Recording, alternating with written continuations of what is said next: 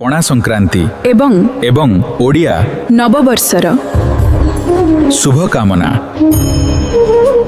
पणा संक्रांति एवं ओडिया नववर्षर अनेक अनेक शुभकामना। ओडिया परंपरा रे एही दिनटीर महत्व अत्यंत गभीर।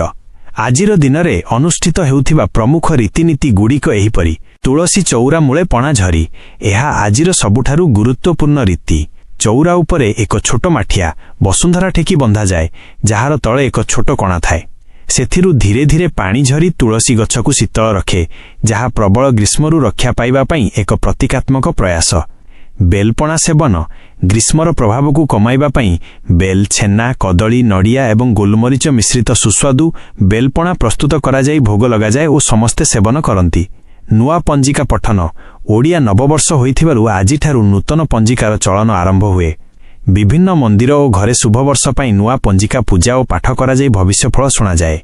हनुमान जयंती आजिर दिन को महावीर हनुमानक जन्मोत्सव भावे मध्य पालन करा जाए। तेणु विभिन्न हनुमान मंदिर रे स्वतंत्र पूजार्चना और पताका स्थापन करा जाए।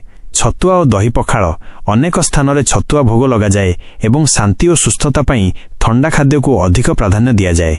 एही नूतन वर्ष आपणक पई सुख, समृद्धि और मंगलमय हेउ। आपणक अंचल रे पणा संक्रांतिर विशेष केउ परंपराटी आपणक सबुठारु भल लागे?